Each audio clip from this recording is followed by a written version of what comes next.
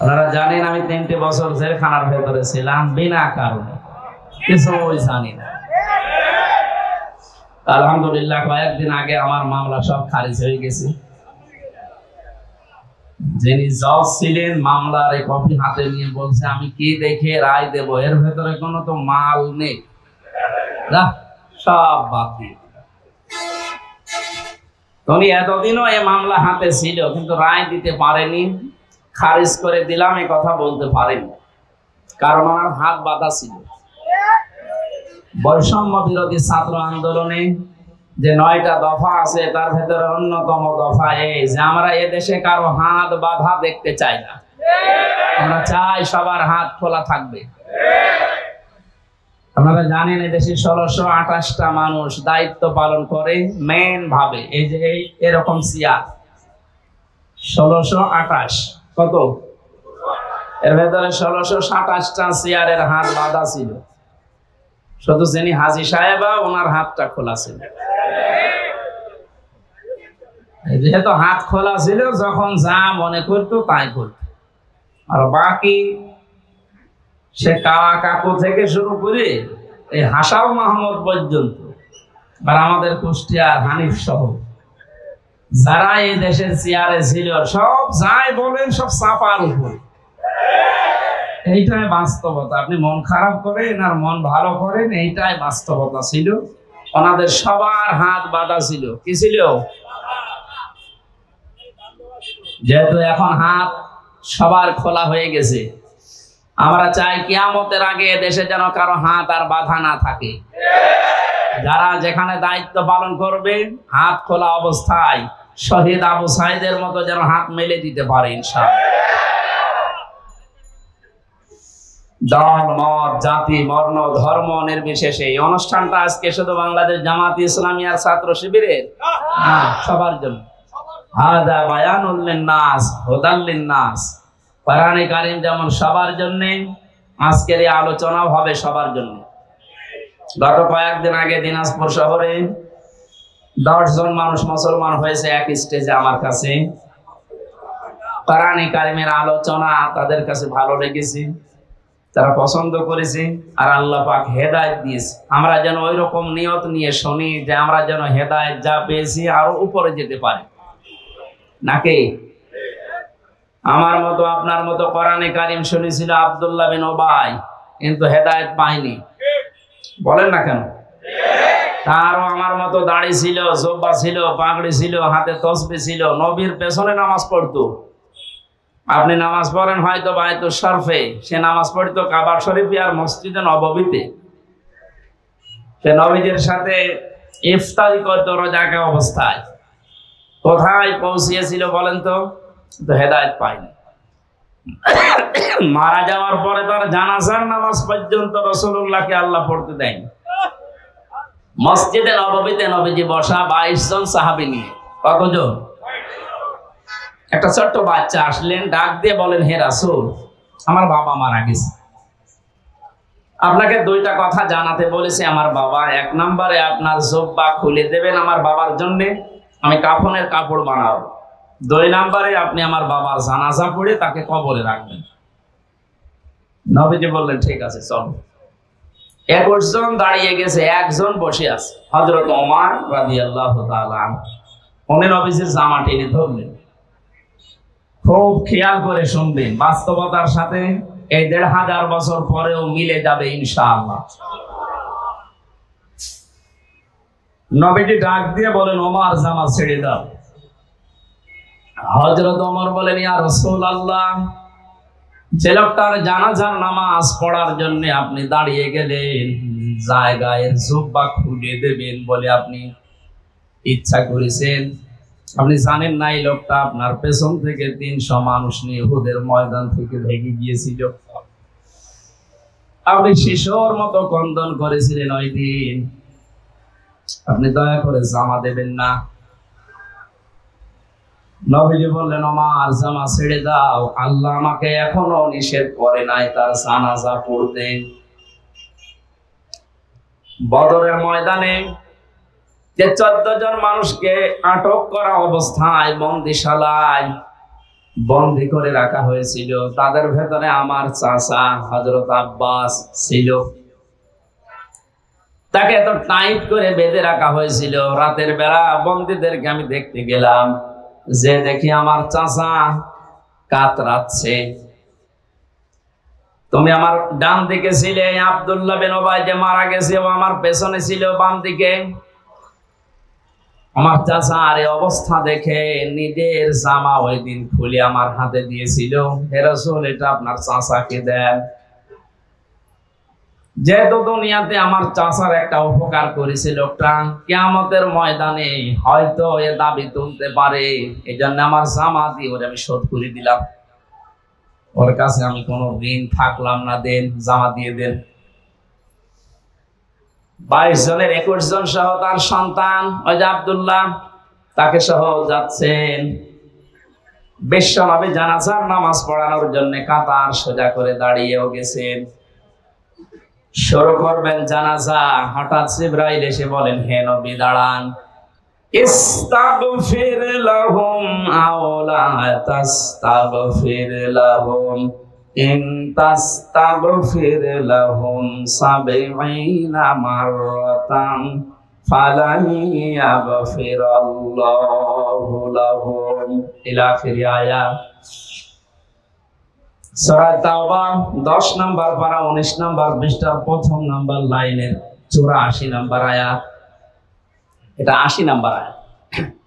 প্রথম অংশে আল্লাহ জানিয়েছেন নামাজে দাঁড়াবো আমি, হঠাৎ জিবরাইল আমাকে বলে, হে নবী আপনি এই মানুষটার জন্য যদি ক্ষমা চান আর ক্ষমা না চান দুইটাই সমান হবে।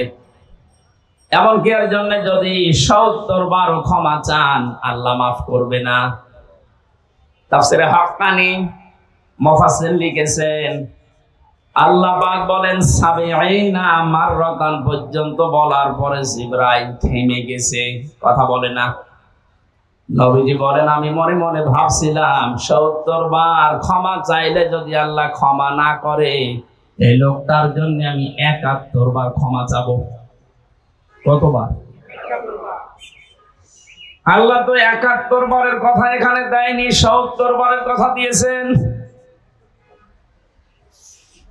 চট্টগ্রামবাসী মাথায় যদি মগজ থাকে, বুদ্ধি যদি থাকে, একটু বুদ্ধি খাটান, মেধা খাটান। 70 বার নবীজি মাফ চাবে তার জন্য নিয়ত করছে। হঠাৎ জিবরাইল পরের শব্দগুলো নাযিল করলেন, হে নবী এর জন্য 70 বার না, ফালাইয়াগফিরাল্লাহু লাহুম। ইয়াগফির এটা মজারে বর্তমান ভবিষ্যৎ, প্রেজেন্ট ফিউচার।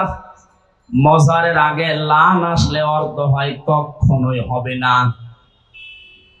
হে নবী আপনি এর জন্য শুধু না, এই যে মাঝখানে ফা আছে আর শেষে আছে হুম। আজকের এই দিন থেকে কিয়ামত পর্যন্ত এই লোকটার মতো চরিত্র যারা এই দুনিয়াতে বানাবে তাদের জন্য 70 বার 71 বার না, কিয়ামত পর্যন্ত যদি আপনি নবী হয়েও মাফ চান আল্লাহ মাফ করছে না, করবে না। আল্লাহ এখানে সরাসরি যদি আব্দুল্লাহ বিন উবাই এই শব্দটা দিয়ে দিত তাহলে আয়াতটা আমি পড়তাম না।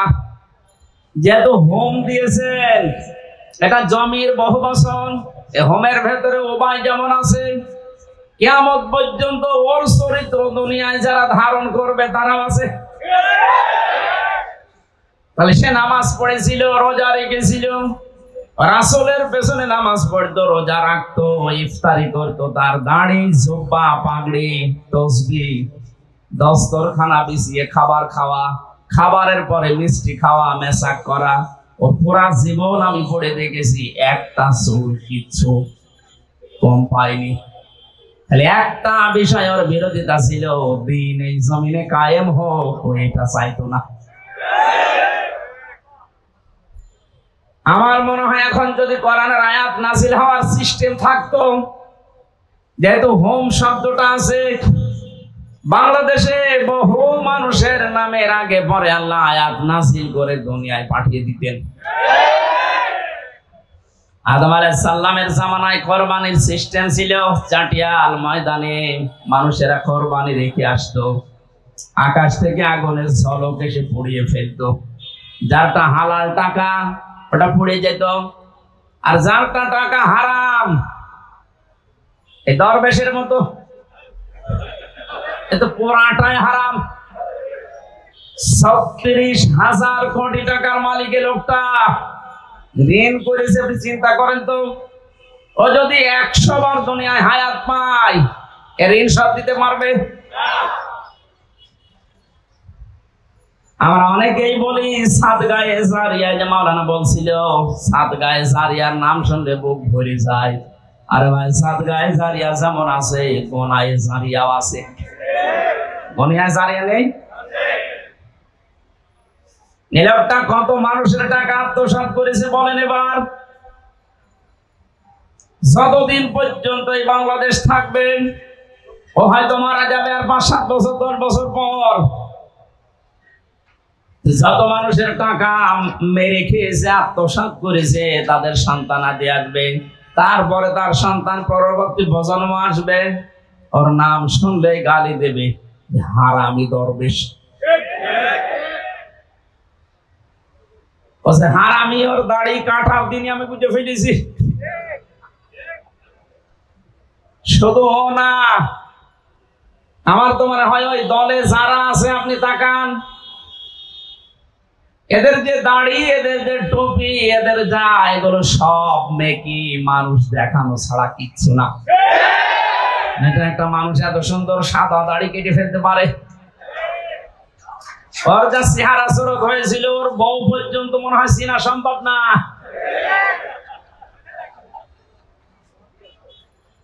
হোমটা দিয়ে যেহেতু আমরাও ঝামেলায় আছি, এই জন্য আমরা যেন ঝামেলায় পড়ে না যাই, সতর্ক হই।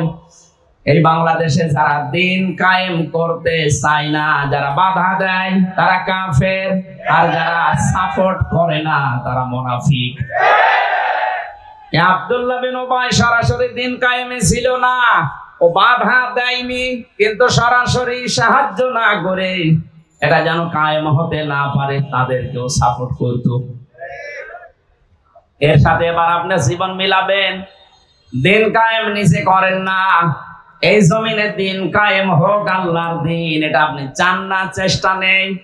যারা করছে আপনি তাদের বাধা দিচ্ছেন এবং সাপোর্টও করেন না তাদের, এবং যে মানুষগুলো দিন কায়েমের বিরুদ্ধে আছে আপনি তাদের তলে তলে সাপোর্ট করেন। কথা বললেন না কেন? এই আচরণ যারা করছেন তারা যদি মনে করেন আমি তো নামাজ পড়ি, রোজা রাখি, হজ করে এসেছি, এরপরও আল্লাহ আমারে মাফ করবে না, মানে হ্যাঁ শোনেন, সূরা আরাফ ৮ নাম্বার পারার ২০ নাম্বার পৃষ্ঠার ৩ নাম্বার লাইনের ৮৩ নাম্বার আয়াত সূরা আরাফের আল্লাহ পাক বলেন, লূত আলাইহিস সালামের জামানায় ২ জন ফেরেশতাকে আমি পাঠালাম আসরের সময়, ডাক দিয়ে বললাম, লূত নবী উম্মতদেরকে নিয়ে চলে যান এখান থেকে, মাগরিবের সময় আল্লাহর গজব এখানে নাজিল হবে, কিন্তু সাবধান আপনার স্ত্রীকে নেবেন না। فَأَنجَيْنَاهُ وَأَهْلَهُ إِلَّا امْرَأَتَهُ كَانَتْ مِنَ الْغَابِرِينَ। খুব খেয়াল করে শুনেন, আমি গতানুগতিক কথা বলছি না, শিক্ষা নিয়ে আসবো এখান থেকে ইনশাআল্লাহ। কোন সূরা বললাম? আরাফ, আয়াত নাম্বার ৮৩। বলেন বলেন। যত তাফসীর আছে বাংলায় এখন বেরিয়েছে, এগুলো মিলিয়ে দেখবেন বাস্তবতা চলে আসবে সামনে। ইল্লাম রাতাহু, আপনি স্ত্রীকে নেবেন না, কারণ কি লূত নবীর স্ত্রীর চরিত্র খারাপ ছিল না। কোন নবীর স্ত্রীর চরিত্র দুনিয়ায় খারাপ ছিল না, তারা চরিত্রহীনা ছিল না, কারণ কোন নবীর রক্ত আল্লাহ কোন হারাম জায়গায় প্রবেশ করার নাই। কথা বুঝতেছে? তারা হয়তো বিরোধিতা করেছে, বাতিলকে গোপনে সাপোর্ট করেছে, কিন্তু কোন হারাম রক্তের ভেতরে আল্লাহ নবীদের রক্ত প্রবেশ করার নাই। কারণ এই পৃথিবীতে নবীরা ছিলেন বিশ্ব নেতা। কি ছিলেন? আরো জোরে বলেন। কিয়ামত পর্যন্ত নবীদের নেতৃত্বই টিকে থাকবে। তাহলে নবীরা যেহেতু নেতা হওয়ার 7টা গুণ লাগে, তার 1 নম্বরে তাদের জন্ম। প্রতিটি নবী ছিলেন বৈধ জন্মের অধিকারী। হযরত ঈসাকে নিয়ে অনেকে কথা বলে যে ওনার বাবা নেই, ওনার জন্ম না। হযরত ঈসা দোলনায় থেকে বলেছিলেন, আলা ইন্নী আবদুল্লাহ। তোমরা যারা আমাকে বৈধ অবৈধ এই মানদণ্ডে উল্টাপাল্টা কথা আমার চরিত্রে লাগাতে চাও, শুনে নাও, আমি পরিচয় তুলে ধরলাম, আমি আল্লাহর বান্দা। আতানিয়াল কিতাব ওয়া জাআলানি নাবিয়্যা। আল্লাহ আমাকে কিতাব দিয়েছে এবং এ জামানার নবী করে পাঠিয়েছে। দোলনায় থাকতে কেউ কথা বলতে পারে না, এইটাই পৃথিবীতে মানুষ জানে। কিন্তু 3 জন মানুষকে আল্লাহ তাদের মুখ দিয়ে দোলনা থেকে মায়ের কোলে বসিয়ে কথা বলিয়ে চরিত্রের গ্যারান্টি দিয়েছেন। জোরে বলেন সুবহানাল্লাহ। হযরত ইউসুফ নবীর চরিত্রের গ্যারান্টি দিয়েছিল যে বালকটা, ওইটাও দোলনায় বসে মায়ের কোলে বসে কথা বলেন না। আরেকজন আল্লাহর ওলির চরিত্রের গ্যারান্টি দিয়েছিল কোলে বসে একটা বাচ্চা। আর এদিকে হযরত ঈসা। এই 3 জন মানুষ একেবারে দোলনায় মায়ের কোলে বসে জবান থেকে মানুষের মতো কথা আমাদের মতো স্পষ্ট ভাবে জানিয়েছে, আমি অবৈধ না, আমি আব্দুল্লাহ, আল্লাহর বান্দা। কেন আমি আল্লাহর বান্দা দাবি করছি? আল্লাহ আমাকে কিতাব দিয়েবে সামনে এবং জামানার নবী করে আমাকে আল্লাহ পাঠিয়েছেন। ও চট্টগ্রামবাসী, এখান থেকে মুফাসসিরিন ইকরাম শিক্ষা বের করেছেন, পৃথিবীর প্রতিটি নবী যেহেতু জামানার নেতা, আর নেতাদের 7টা বৈশিষ্ট্যের প্রথম বৈশিষ্ট্য তারা কোনোদিন অবৈধ না। কোন হারাম রক্তের ভেতরে আল্লাহ বিশ্ব নেতা যারা হবে তাদের রক্ত প্রবেশ করার নাই। অথচ বাস্তবতা পুরো উল্টা। তাম দুনিয়ায় এখন বহু বিশ্ব নেতা বের হচ্ছে যাদের মা এক ধর্মের, বাবা আর এক ধর্মের। এটা জোরে বলা দরকার। এটা কি বোঝেন আপনি? আন্দাজে দাবি করলেই হবে যে বিশ্ব নেতা? আপনি তার জীবনী পড়ে দেখেন তো। আপনি হাসছেন মানে বুঝে ফেলেছেন? হ্যাঁ, আপনার তো বোঝার দরকার নেই। আমি কি এটা বানালাম বলেন তো? তার জীবনী পাওয়া যাচ্ছে, পড়েন। আমার ফাঁসি চাই এই বইটা একটু কেনেন। তার মা কোনটা, বাবা কোন ধর্মের আপনি দেখতে পাবেন। তার ছোটবেলার নাম কি সেটাও আপনি দেখতে পাবেন। বিশ্ব নেতা হয় কি করে বলেন তো? 7টা কারণ পেয়েছি সূরা ইয়াসিনের তাফসীর পড়তে গিয়ে। ওখানে প্রথম নাম্বারে বিশ্ব নেতা যারা দুনিয়ায়, আল্লাহ পাক তাদের রক্তকে কোনো হারাম রক্তে ঢোকান নাই। হযরতে লূত নবীর স্ত্রীর চরিত্র খারাপ ছিল না, সে বেশ্যা ছিল না, সে চরিত্রহীনা ছিল না, সে জেনা ব্যভিচার করে নাই, সে ভালো মানুষ। কিন্তু তলে তলে চরিত্রহীন যারা তাদেরকে সাপোর্ট করত। কথা বলে না কেন? আপনি বলেন তো এই আয়াত থেকে কি পেলেন? নিজে ভালো মানুষ, নিজে নামাজ পড়ে রোজা রাখে, দাঁড়িয়ে আছে, জুব্বা আছে, হজ করে আসে, নিজের বউ পর্দায় থাকে, কিন্তু তলে তলে এমন মানুষকে সাপোর্ট করে যার চরিত্র ভালো না। এরকম মানুষ দেশে নেই? যারা ইসলামী শিক্ষাকে ধ্বংস করে খ্রিস্টান, ইহুদি এবং হিন্দুদের শিক্ষা ব্যবস্থা জারি করার চেষ্টা চালিয়েছিল, তাদেরকে আপনি সাপোর্ট করেন, তাদেরকে সমর্থন জানান, তাদেরকে মহব্বত করেন, ভালোবাসেন। আর আপনি বলেন আমি নামাজ পড়ি, রোজা রাখি, হজ করে এসেছি, আপনার অবস্থাও লোক নবীর স্ত্রীর মতোই হবে। আমি এর চাইতে নিচে নামতে পারলাম না। সুতরাং এর পরও যদি কেউ না বোঝার ভান করে থাকেন, ওটা আপনার উপরে ছেড়ে দিলাম। আমি যে কথাটা তুলতে চেয়েছিলাম এখানে, এই যে লোকটার নাম বলছিলাম, আল্লাহ পাক যদি শুধুমাত্র এর জানাজা পড়তে নিষেধ করতেন, কবরের পাশে দাঁড়িয়ে দোয়া করতে নিষেধ করতেন, তাহলে নামটা সরাসরি কোরআনে আল্লাহ দিয়ে দিতেন। ওর নাম আল্লাহ না দিয়ে জমির দিয়েছেন হোম। তার মানে কিয়ামত পর্যন্ত আয়াতটা থাকবে। ওর মতো চরিত্র দুনিয়া যাদের হবে তাদেরও জানাজা পড়া কবরে দেওয়া জায়েজ নেই। জেলখানাতে আমার সাথে মাওলানা মামুনুল হক 3 বছর আমার পাশের রুমে ছিলেন। এক জায়গায় সকালের আর দুপুরের খাবারটা আমরা খেতাম।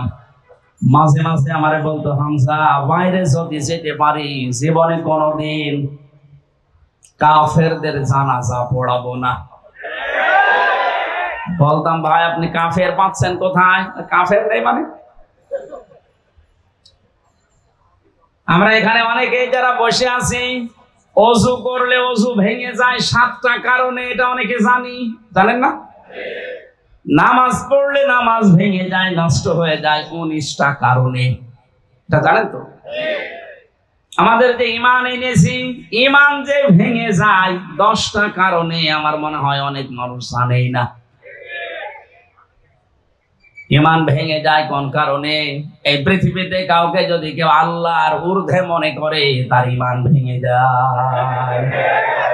আর যারা শিরক করে, বেদাত করে, ওদের ঈমান ভেঙে গেছে এই কারণে, কারণ ওরা আল্লাহর রাসূলকে আল্লাহর উপরে তুলে ফেলেছে।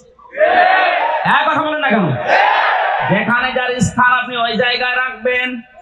আল্লাহর উপরে রাসূলকে তুলে ফেলেছেন, এই জন্য আপনি শিরক করছেন, বেদাত করছেন, আপনার ঈমান ভেঙে গেছে। আপনার দাড়ি হয়তো আমার মতো আছে, জব্বা আছে, কিন্তু আপনার ঈমান নেই, আপনার ঈমান ভেঙে গেছে। 2 নম্বরে দুনিয়ায় আমরা দেখলাম এই 15.5 বছরে একটা মানুষকে উপরে তোলার জন্য এত জিকির করা, এত আলোচনা করা হয়েছে।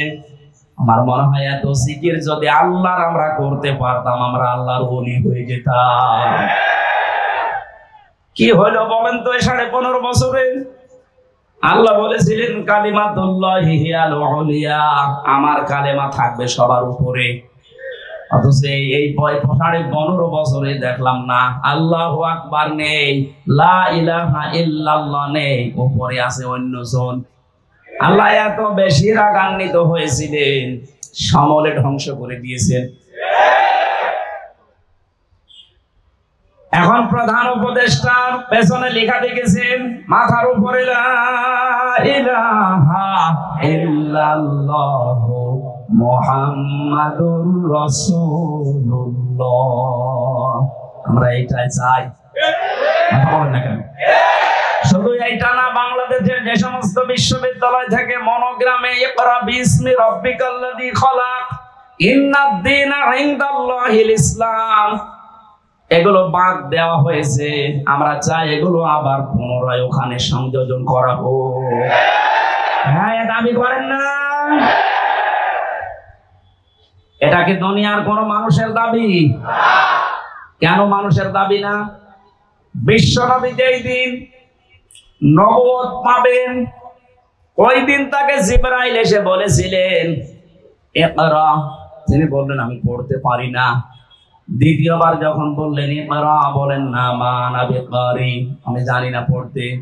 তৃতীয়বার যখন গম বুকে চাপ দিয়ে বললেন ইকরা বিসমি রাব্বিকাল্লাযী খালাক, নবীজি পর শুধু পড়েন নাই, 5টা আয়াত পড়েছিলেন। আমি আবার বলছি, গতানুগতিক কথা আমি বলি না, এখান থেকে শিক্ষা আছে 5টা। এদিকে তাকান। 1 নম্বরে জিবরাইল বললেন, এতক্ষণ বারবার বলি যে পড়েন পড়েন পড়েন, আপনি পড়েন না।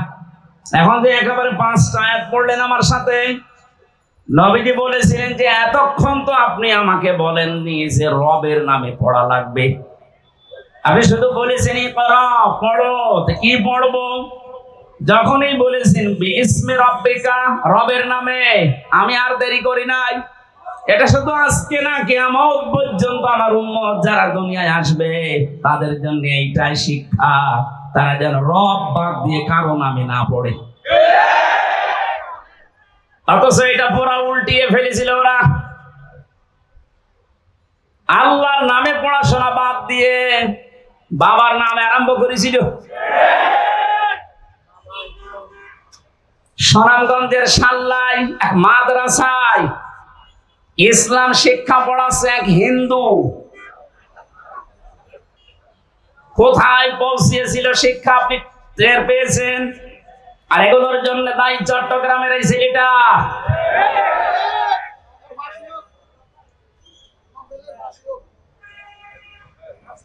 কোথায় পাঠিয়েছে আমাদেরকে শিক্ষায়, যেখানে নবীজি নবুয়ত পাওয়ার প্রথম দিনই বললেন না আমি কি পড়বো, আপনি তো এতক্ষণ পর্যন্ত রবের নাম বলেননি।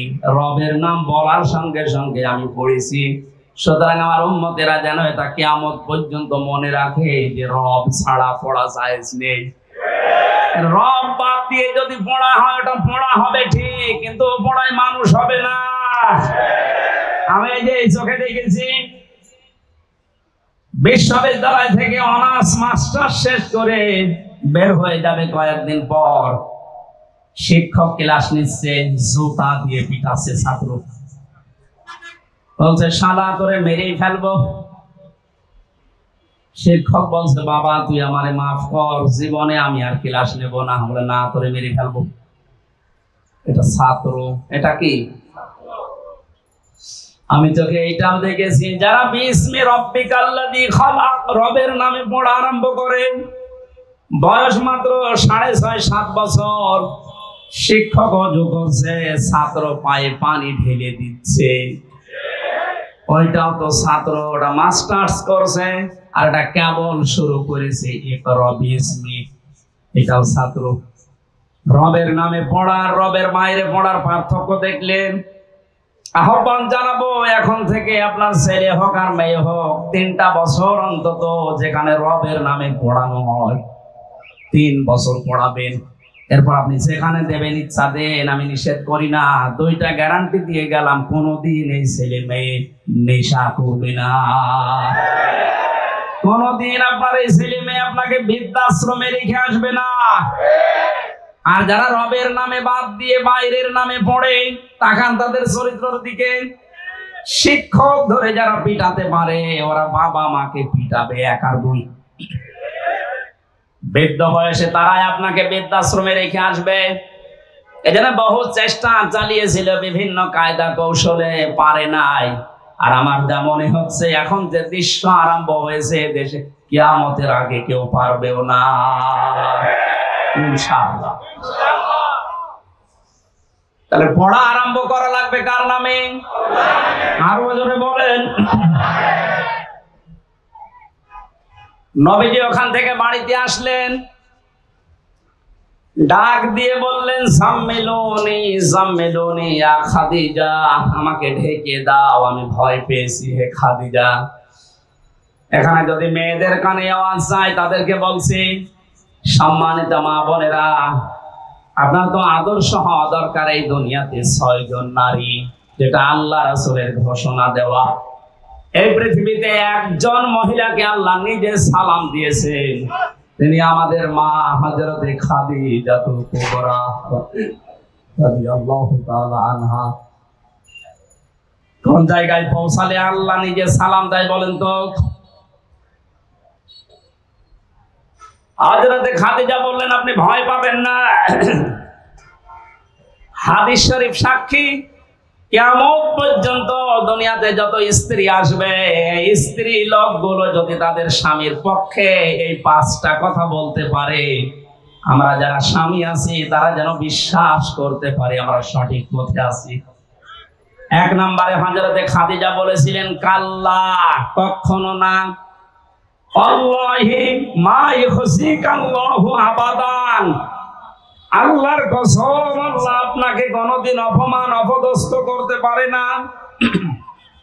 ইন্নাকা লা তাসিলুর রাহিমা, কারণ আপনি এই দুনিয়ায় রক্তের সম্পর্কগুলো ঠিক রাখেন। স্ত্রী সার্টিফিকেট দিচ্ছে, স্বামী আপনি ভয় পাবেন না, কোন দুষ্টু জিন পরী কেউ আপনাকে ভয় দেখাতে পারে না, কারণ আপনি রক্তের সম্পর্ক ঠিক রাখেন। তাহলে হাদিস দ্বারা বোঝা যায়, এটা বুখারী শরীফের হাদিস, 3 নাম্বার হাদিস। নবীজির স্ত্রীর এই কথার দ্বারা বোঝা যায় যে স্বামীগুলো মানুষের সাথে তাদের রক্তের সম্পর্ক ঠিক রাখে, তাদের জিন পরী ভূত পেতী এগুলো ভয় দেখাতে পারে না। আমাদের আজ ভয় দেখায় কারণ আমরা রক্তের সম্পর্কগুলো ঠিক রাখতে পারি না। এই কথা বলে না কেন? নিজের আপন বোন গরিবের জন্য খবর নেয় না। ধর্ম বোন পাতিয়েছে ফেনীতে মাসে 3 বার করে যায়। বেশি করে ফেললাম? সম্মানিত মা বোনেরা, যে পয়েন্টটা বললাম প্রথমে, এটার জন্য আপনিও দায়ী। খাদিজাতুল কুবরা সারা জীবন তিনি জানিয়েছেন, হে নবী আপনি যাই করেন আপনার রক্তের সম্পর্ক যাদের যাদের সাথে আছে এইগুলো আপনি অটুট রাখেন, ঠিক রাখেন।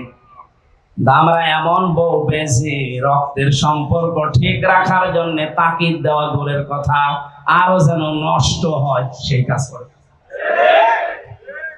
অনেক স্ত্রী আছে তার কারণে আমি আমার ভাইয়ের সাথে, বোনের সাথে, ফুফুর সাথে, চাচার সাথে, মা বাবার সাথে সঠিক সম্পর্ক রাখতে পারি না।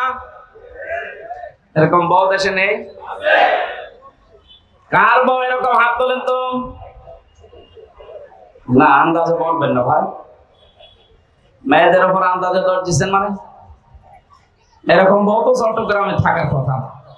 সম্মানিত মা বোনেরা, আলহামদুলিল্লাহ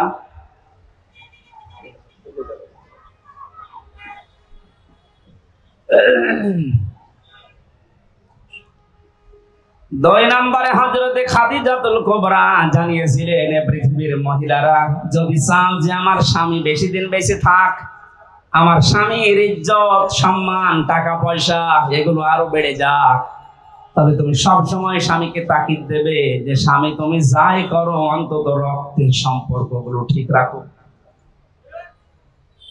কোরআনে কারীম জানিয়েছে, ইয়াসআলুনাকা মাযা ইউনফিকুন কুল মা আনফাকতুম মিন খায়রিন ফালিল ওয়ালিদাইনি ওয়াল আকরাবিন।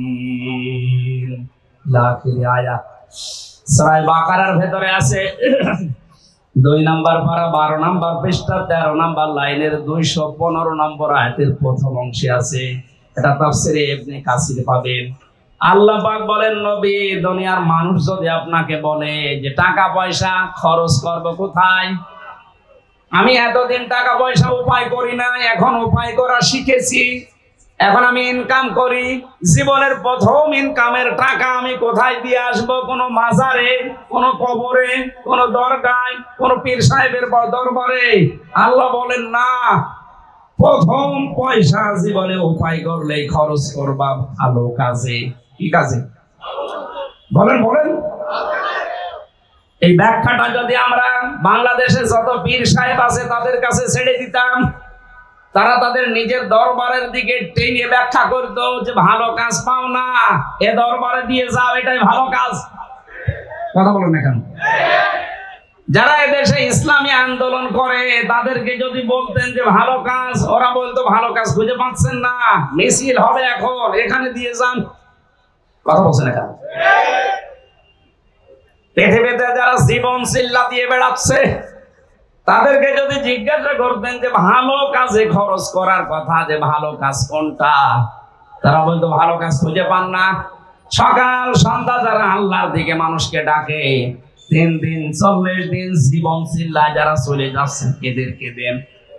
কথা বলেন না কেন? আল্লাহ পাকের জন্য নিজের হাতে ব্যাখ্যা রেখেছেন, কারো হাতে ছেড়ে দেননি। রব্বুল আলামিন বলেন ভালো কাজ কোনটা, এবার শোন, ফালিল ওয়ালিদাইনি ওয়াল আকরাবিন। এই পৃথিবীতে যত ভালো কাজ আছে 1 নাম্বার ভালো কাজ হচ্ছে মা বাবার জন্য খরচ করা। সুবহানাল্লাহ বলতে পারেন নাই? আজ অনেকে চলে যাচ্ছে সেই সিলেটে, সেই বরিশালে, চট্টগ্রামে। না, আপনার জন্য আপনার জীবনের প্রথম টাকা খরচ করার দায়িত্ব আপনার মায়ের জন্য, বাবার জন্য। এদের চাইতে বড় পীর দুনিয়ায় আর নেই। কথা বলেন ঠিক কিনা? 2 নম্বরে ওয়াল আকরাবিন, নিকট আত্মীয় যারা, তাদের জন্য খরচ করেন। কোরআন আমাদেরকে যেটা জানিয়েছে তার বাইরে যদি আমরা ইসলাম মানতে যাই, ওটা ইসলাম হবে না বেদাত হবে? আল্লাহ আমাদেরকে বাঁচান, বলেন আমিন। সম্মানিত ভাইরা, এখানে কয়েকটা পয়েন্ট ছিল আমাদের।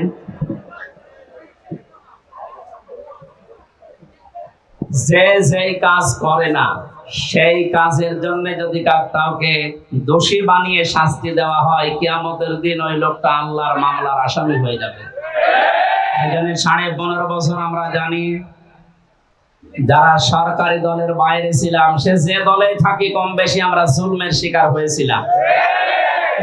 যারা এই জুলমের সাথে জড়িত, বাংলাদেশ জামাতে ইসলামের শ্রদ্ধাভাজন আমির ডাক্তার শফিকুর রহমান ঘোষণা দিয়েছে, আমরা সাধারণ ক্ষমা করে দিলাম, কিন্তু যারা ভিকটিম, যাদের দ্বারা অত্যাচারিত হয়েছেন, আপনি নির্ধারিত করে তাদের নামে মামলা হামলা যা করবেন করেন, কিন্তু বাকি সাধারণ কোন মানুষ যেন কষ্ট না পায়।